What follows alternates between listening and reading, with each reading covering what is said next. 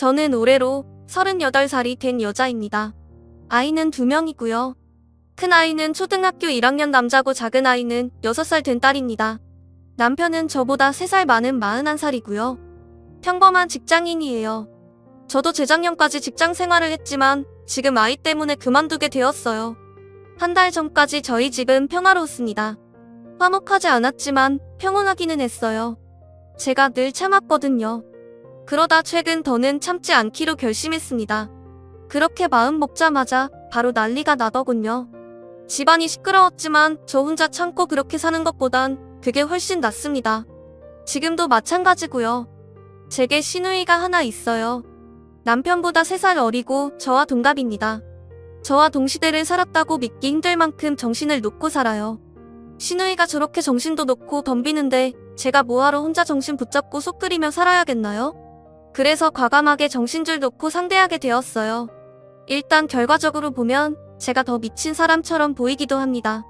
제가 시누이 밥을 베란다에다가 차렸거든요. 물론 앉을 의자도 하나 줬어요.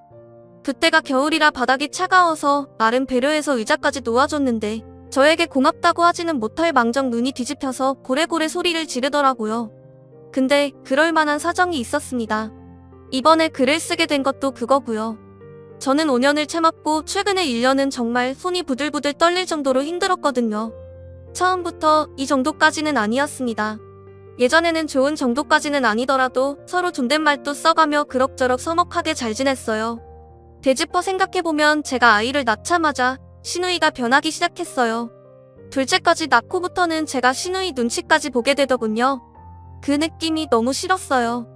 눈치를 봐야 할 상황이 아닌데 나도 모르게 주눅이 들어있는 걸 보고는 속상했습니다. 근데 그게 다 아이 때문이었어요.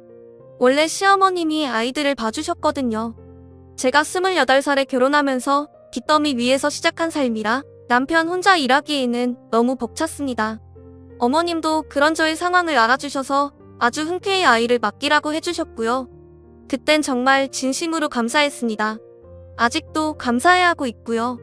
그런데 둘째가 생기기 1년 전에 시어머님이 갑자기 돌아가시면서 그 뒤로 시누이가 통제가 안 되기 시작했어요. 상황이 그래서 남편도 어쩌지 못했습니다. 시누이가 시집을 가게 되면서 상황이 한 번 더 바뀌었어요. 결혼 자금이 부족하다고 하더라고요. 돈 문제 때문에 또 한 번 시댁이 뒤집어졌습니다.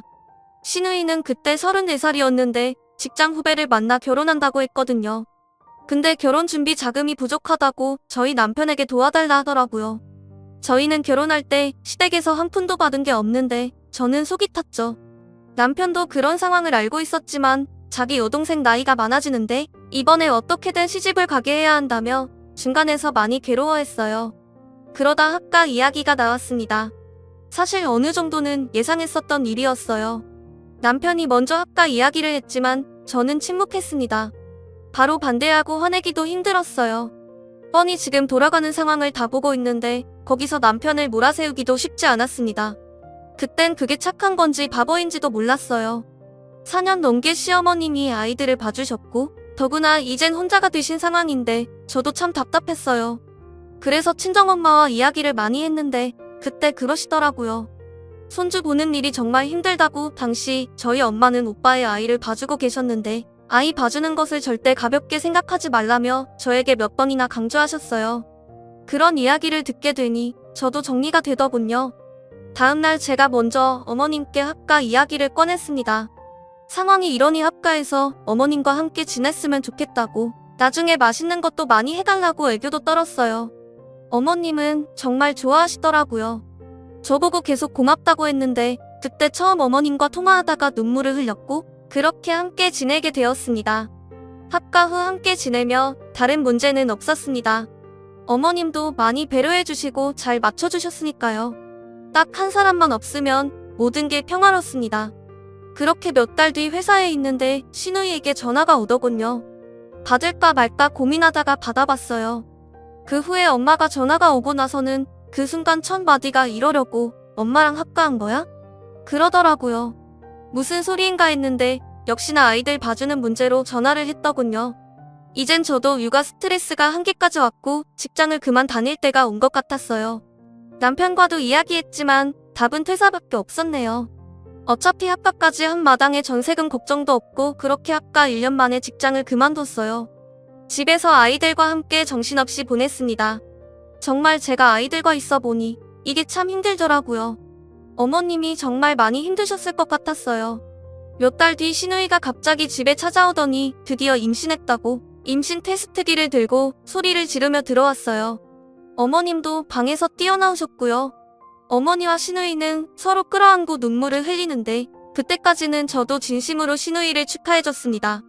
당연히 축하하는 게 맞는 일이었고요. 문제는 시누이가 임신하면서부터 집에 자주 찾아왔는데 이상한 버릇이 하나 생기기 시작했습니다. 갑자기 반찬을 가지고 뭐라 하기 시작하더라고요.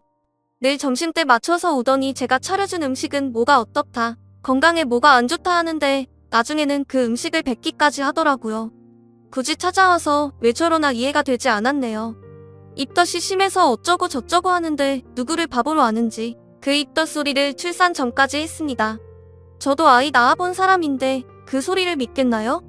그리고 입덧이 그렇게 심하면 냄새도 맡기 힘든데 식사 준비할 때는 거실에서 뒹굴뒹굴 하다가 차려놓으면 저러고 입덧이 심하면 음식을 보자마자 울렁이는데 꼭 주둥이로 먹고는 입덧이 오더라고요. 게다가 제가 쭉 지켜봤잖아요. 시누이 덩치를 보면 입덧이 아니라는 게 분명했어요. 임신 내내 입덧이 있는데 어떻게 몸집이 2배가 됩니까? 남편에게도 여러 번 이야기했어요.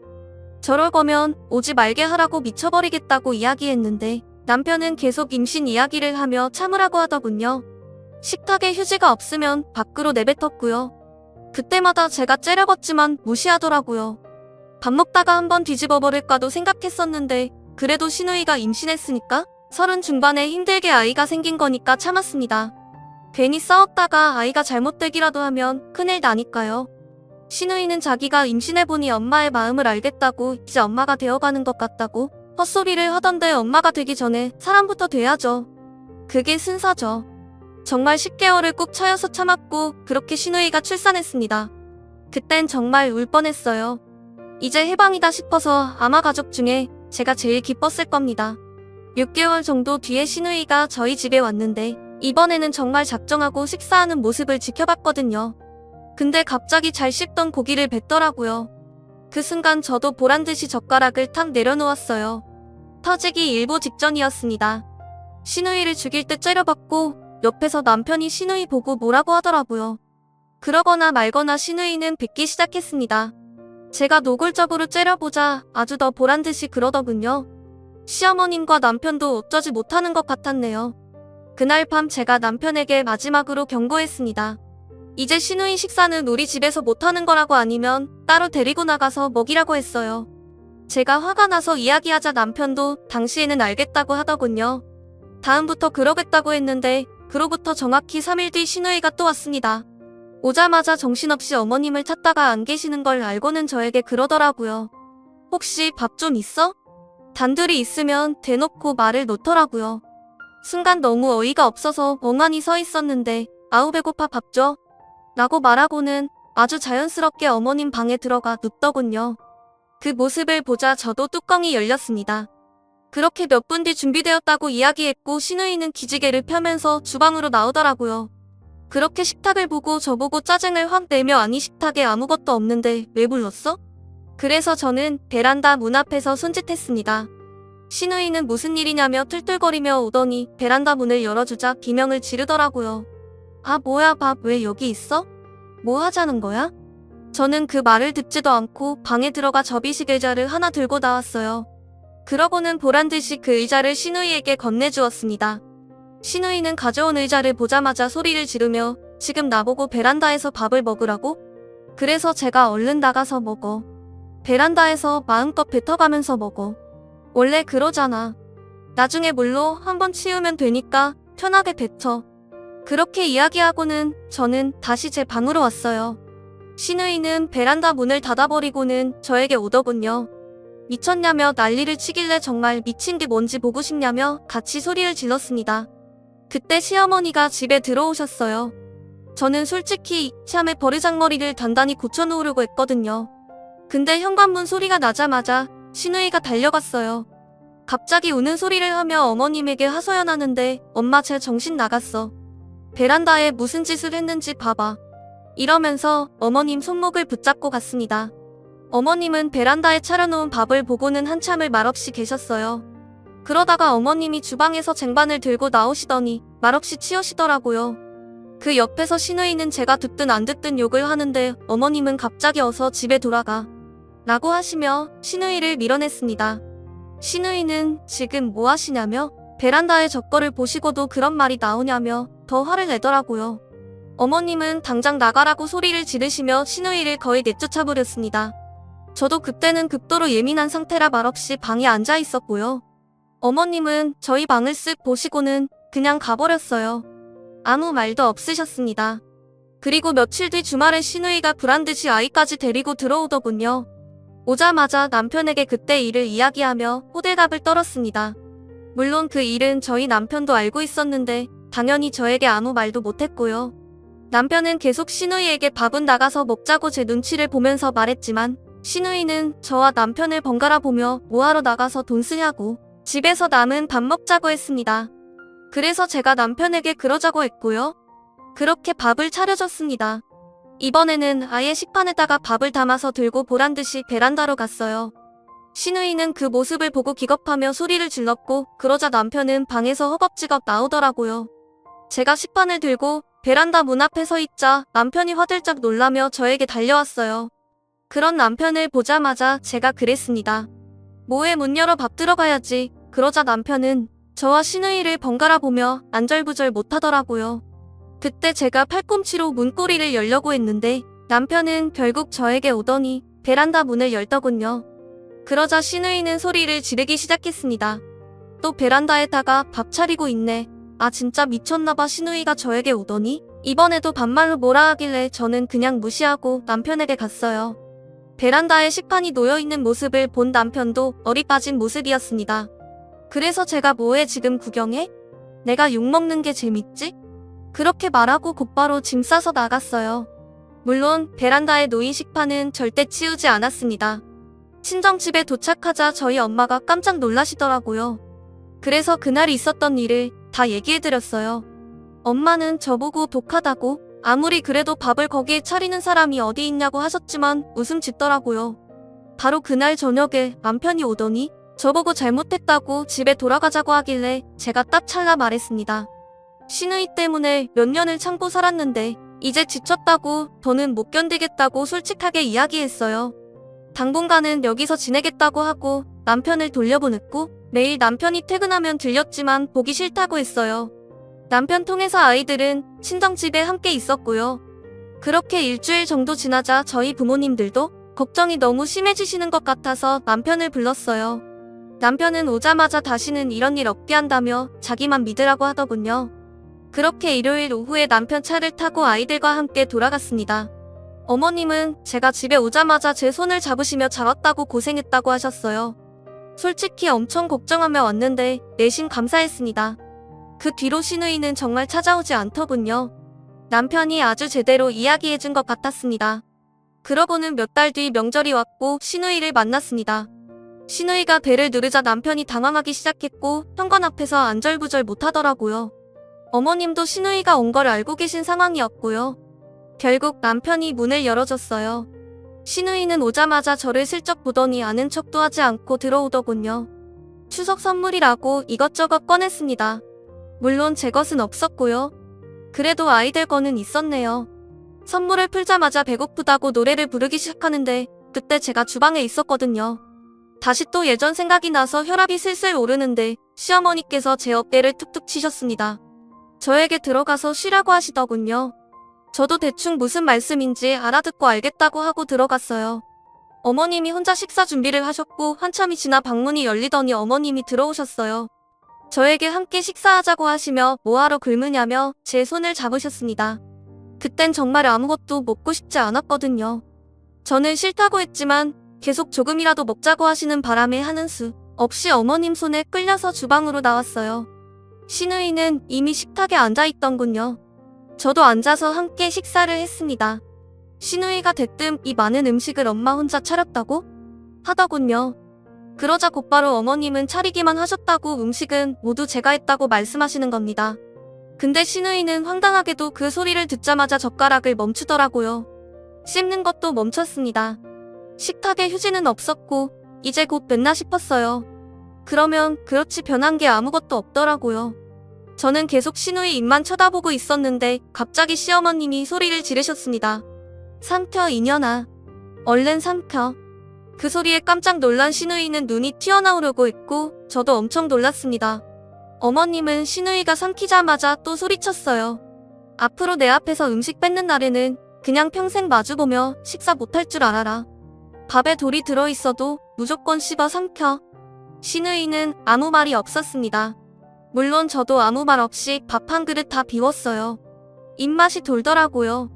식사가 끝나자마자 신우이는 곧바로 집에 돌아갔습니다. 어머님은 신우이가 가든 말든 별 관심이 없어 보이셨어요. 갑자기 저번에 썼던 식판 생각이 나서 이제는 버려도 될 것 같아서 한번 찾아봤습니다. 분명 쟁반 뒀는 곳 제일 아래에 뒀는데 어디로 갔는지 찾을 수가 없더라고요. 신우이가 버렸나 싶어서 남편에게 물어봤는데 제가 친정으로 가고 나서 어머님이 엄청 화를 내시며 신우이를 쫓아내며 버렸다고 했습니다. 그 말을 들으니 왠지 더 마음이 편해지더라고요. 이번에 겪어보니 신우이의 그런 모습을 저 혼자만 참았던 게 아닌 듯해요. 근데 만약 계속 참았다면 아직도 그 꼴을 참아가면서 살았겠죠. 제가 생각해도 좀 심하긴 했지만 그래도 잘했다고 생각합니다. 덕분에 어머님의 진심도 알게 되었고요. 그냥 잊고 예전처럼 다시 잘 지내보려고 합니다. 제 사연 들어주신 여러분께 감사 인사 올리겠습니다. 감사합니다. 다음 사연입니다. 결혼할 시기를 놓친 건 아니지만 그래도 이맘때 결혼을 하고 싶은 나였기에 결혼상담소에 전화를 걸었다. 전화를 건 이유는 바로 나이가 30세가 되기 전에 정말 내게 맞는 배우자를 찾기 위해서였다. 난 남들보다 일찍 결혼을 하고 싶었지만 이제 나이 30도 안 된 28살의 나이에 아직도 여자친구 한 명 제대로 사귀어 보지 못했고 그러니 당연히 결혼할 상대자도 없는 게 당연한 지금이다. 이상하게 괜찮다 싶은 여자친구를 사귀어도 뭔지 모르게 썩 마음에 들지 않았다.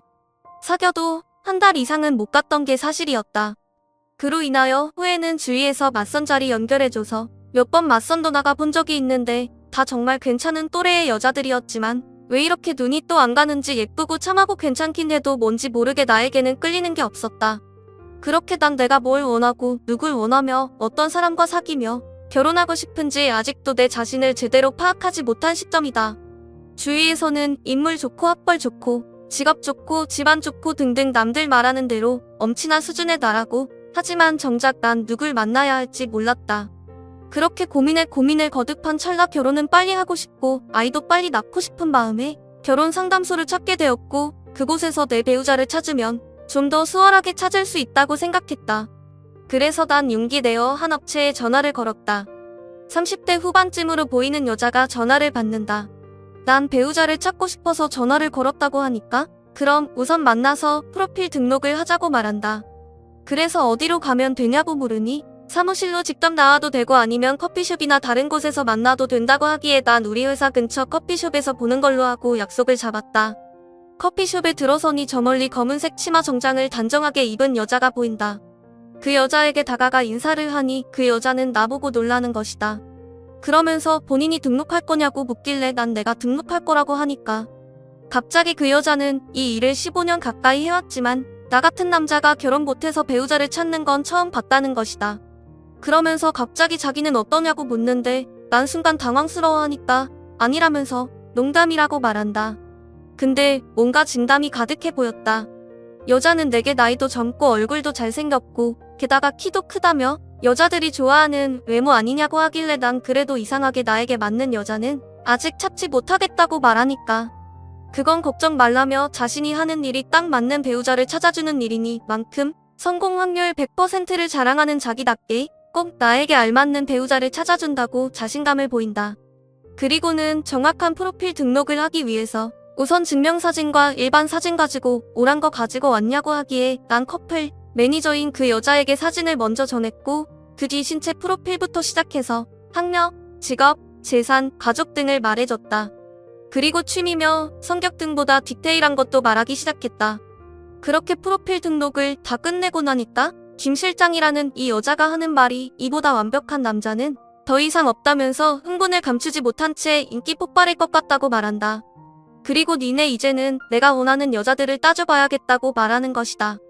주로 어떤 스타일을 좋아하냐고 묻길래 솔직히 난 예쁘고 날씬하고 세련되고 그런 스타일은 안 끌린다고 말하니 그 여자가 하는 말이 그럼 아담하고 귀여운 이미지 좋아하시나 봐요 라고 하길래 그런 이미지도 안 좋아한다고 말하니까 그러면 통통한 여자를 좋아하냐고 묻길래 그것도 아니라고 말하니 그때부터 김 실장이라는 여자가 이상하다는 듯 머리를 갸우뚱거리더니 대체 어떤 스타일을 원하는지 감이 안 잡힌다는 것이다.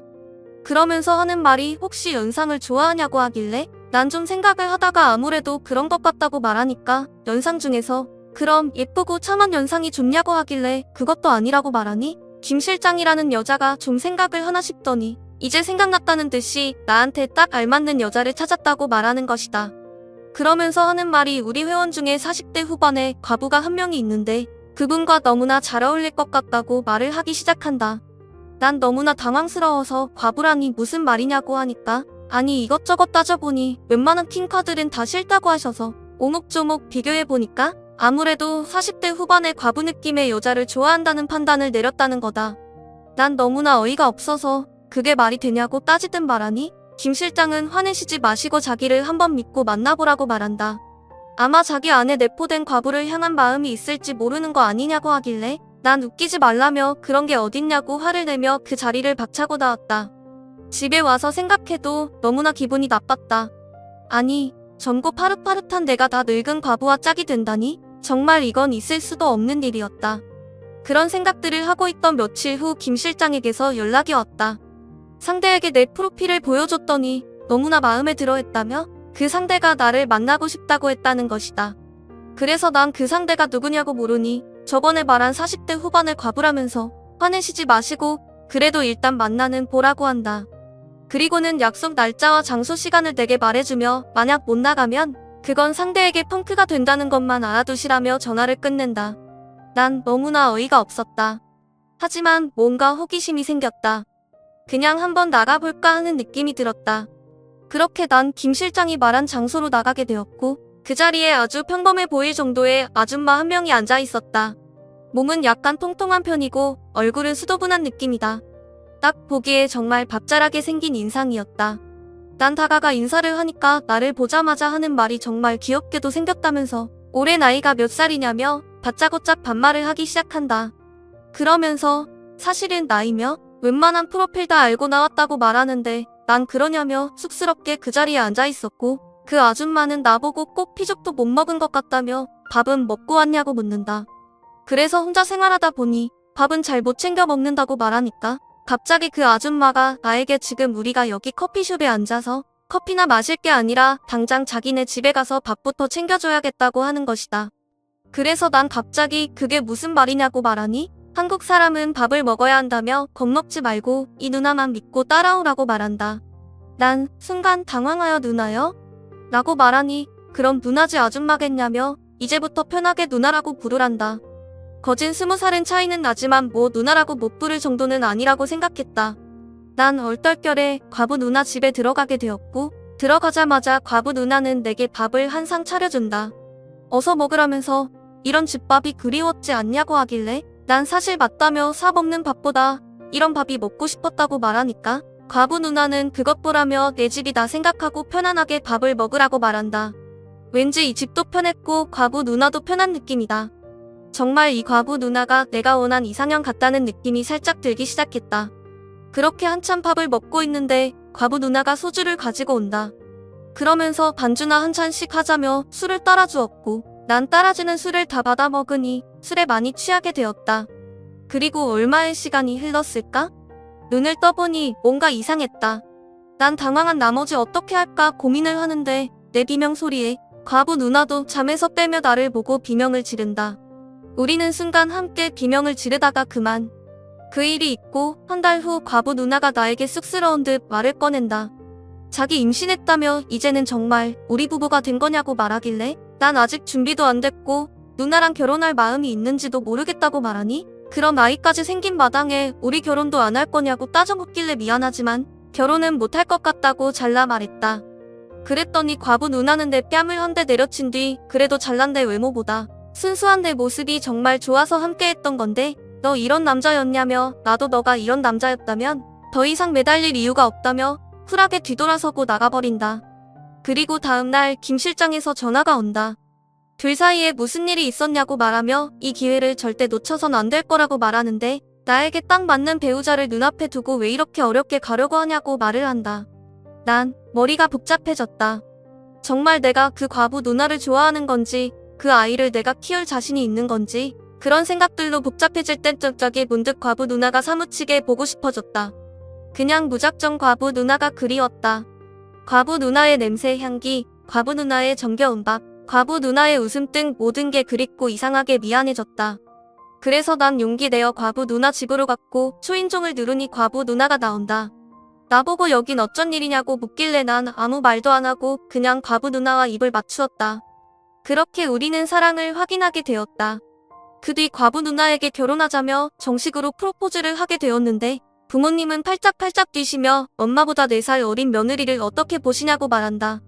그리고 나보고 내가 뭐가 부족해서 저런 여자와 결혼을 하냐고 하셨지만 난 내가 원하는 이상형을 드디어 만나고 찾았다면서 딱 저 여자가 원하는 배우자이니 결혼을 허락해달라고 말했다. 다행히 난 결혼을 허락받았고 그렇게 우리는 결혼을 하게 되었다. 그리고 아이도 낳았고 이렇게 우리는 지금도 알콩달콩 때가 쏟아지듯 사랑을 나누며 살고 있다. 내가 원하는 이상형이 바로 과부 누나 같은 사람이었다니 김 실장의 안목이 새삼 대단하단 걸 느꼈다. 김 실장은 정말 축하한다며 우리들을 흐뭇하게 바라보고서 정말 잘 어울리는 한 쌍이라고 말한다. 역시 옛말 하나 틀린 것 없다더니 집신도 짝이 있다고 하더니만 역시 내 짝도 있었다. 잘 들으셨나요? 이번 사연은 여기까지입니다. 감사합니다.